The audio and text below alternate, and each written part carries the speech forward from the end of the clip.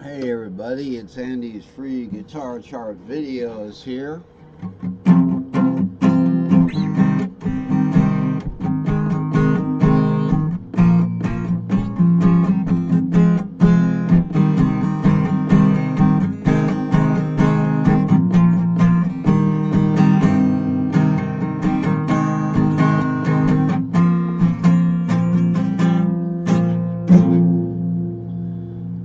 Got a new way to play that. It's a nice chord. So again, I'm down C tuned.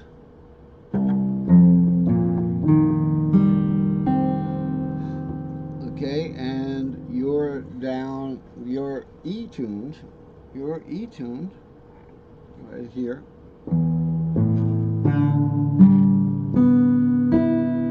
Okay, so that's the difference. We have Mr. Capo, so we have the C box here. So I could do what I was just doing in the key of C, I guess.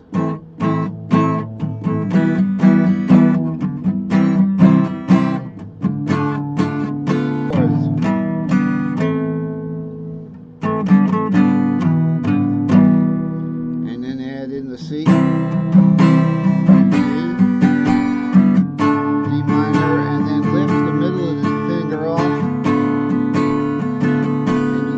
Like half diminished effect.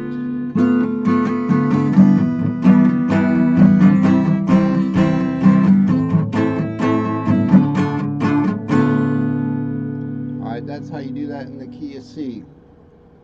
Wow. Well, I think I've played that song out because somebody was mowing the lawn outside.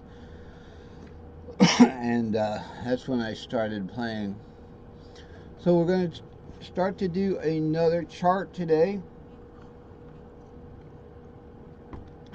I've made another chart. I put one together, and yeah, it's gonna be. I'm a little rusty on this topic. Chart 494, 12 key, modal and cage fretboards and pattern stacks. Okay, a little added word there, and then here.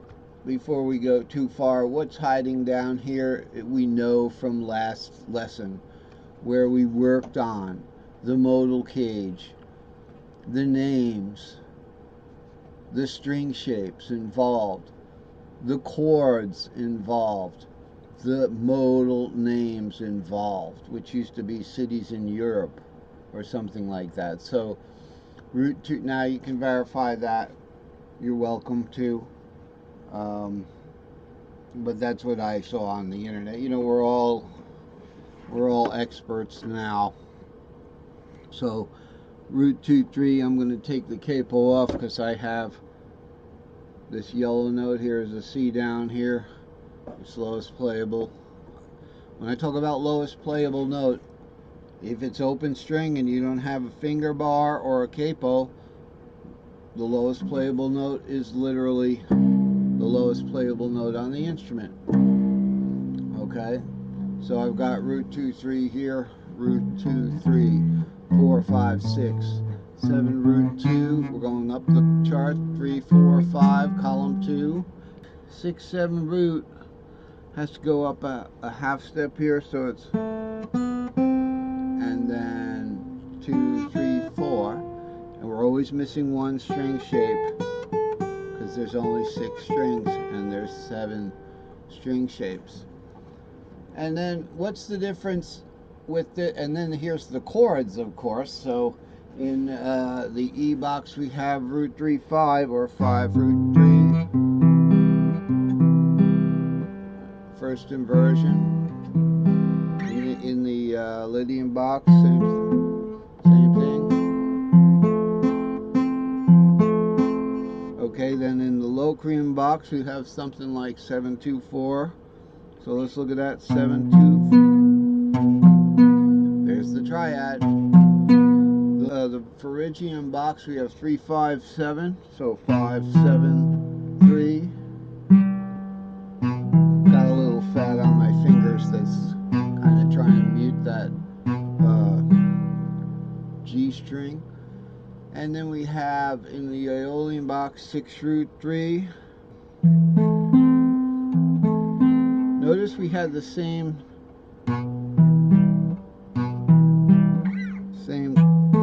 chord shape. We're doing it pretty much in the G box there. If you're doing E minors, you're doing it in the G box. There, right there. Okay, so it's really looking at this as the 6th of a G shape, and up here it's also the 6th of a G shape, but in this case it's a G shaped C. And then what else? 2, 4, 6, the Dorian box. We could even do the same trick down here. Now it's the 6th of an F. So relative natural minor is the 6th. We use that a lot in music. And now we have the back to majors here. So we've got 5 root 3. 5, 7, 2. Sorry. So we got to look at this as the 5th. My bad there. That's E shape, major. So we had that from down here, the 4, 6 root, and then down to C with 3, 5 root. Get a little confused with the inversions there. Okay, so you can see I struggle with this stuff too. What is this? What is this? So we covered something that might have been covered literally by the little video box. We have 3 keyboards here. What's going on here?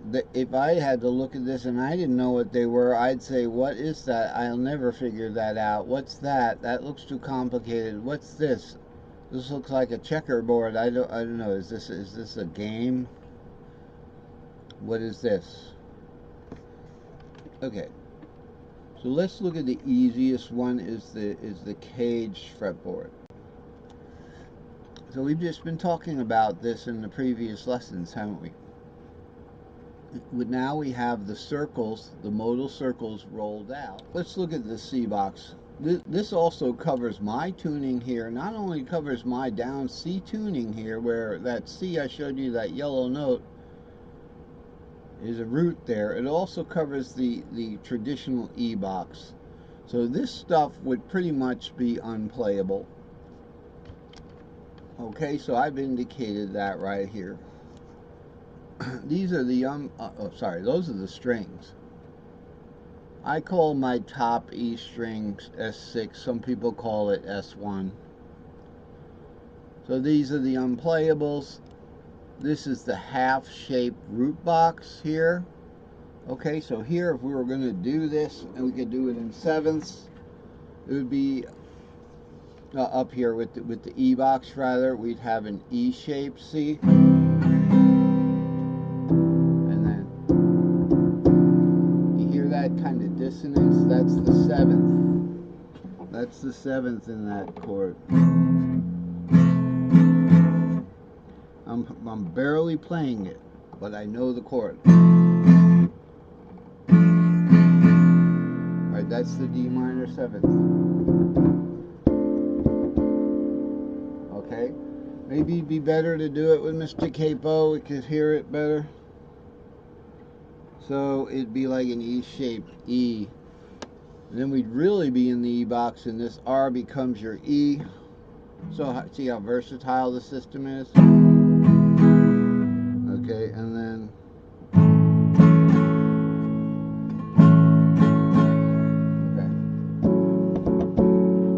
okay, like that. And then A minor shaped 3rd there. We'd be going like this. And then an A shaped 4th.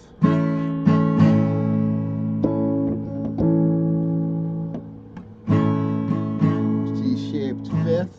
It's a half shape. It's the C-shaped 5th that needs to do this. So we had this. So we had third, the fourth, and the fifth. Okay, so that wasn't the right, that was shape fitting. Okay, that's a very critical part of the system of assigning chord shapes in the cages, is shape fitting, and it's usually a question of a half, 1 fret away. So since we can't get that because of the fret nut, we do the half position, the C5 or the C7. So here's the fourth,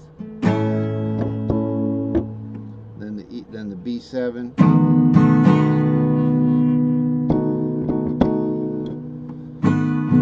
now with the D minor shape, again we know we're going to be hitting a half position, so it's the D minor 7th half shape, C sharp 7th. First put the 2 fingers on, then work the D minor shape up here.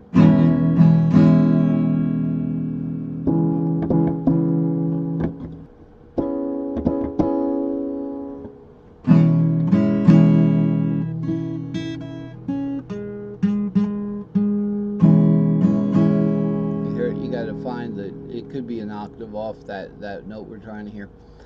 And the half diminished, and then back to the E shape, okay? Here's that half diminished. Okay, so we're starting, here's the fret nut, so it's 2, 4, 7, 4 like that, and then 6 you could even get up here.